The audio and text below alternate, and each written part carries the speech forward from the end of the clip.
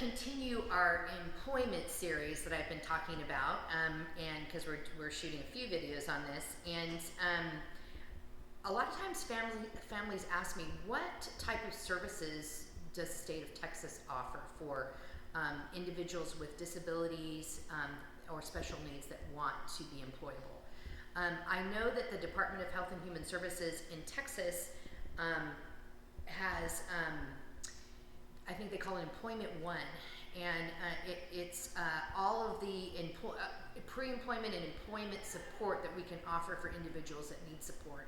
So you can go and Google that or look it up, and they have a whole packet. It even talks about Social Security, talks about Texas Workforce Solutions, which is the employment piece.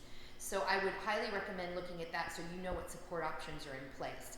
But I know for my kiddos, and I did this a while ago, I went to the TWC and Texas Workforce Solutions and completed an application process there when I think my last son, it was when he was in his junior year in high school.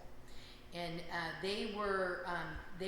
they did some testing to look at his intellectual level, what his interests were, and then we started a process, and they looked for certain job placement. I will tell you, at that time, a lot of the job placement and training was in fast food types of organizations. But then they provide a job coach. And once you've successfully transitioned, usually the job coach will be in maybe 90 days. And then they will check with the employer to see whether you're successful. If there's a challenge that arises later, they can come back in. But that's basically the process of Texas Workforce. So those are some of the options you can look at. But I will tell you, it's extremely critical that you do volunteer work. That kiddo or young adult is doing volunteer work, so they're learning those pre-voc types of skills. We also work on them in therapy here all the time. Your kiddos are doing a lot of work around here that are in our doing our pre-vocs. But I know some of the more popular jobs for our clients have been things like smaller retail. It tends to be more sensory friendly. So small retail types of things. Of course, kitchen and culinary.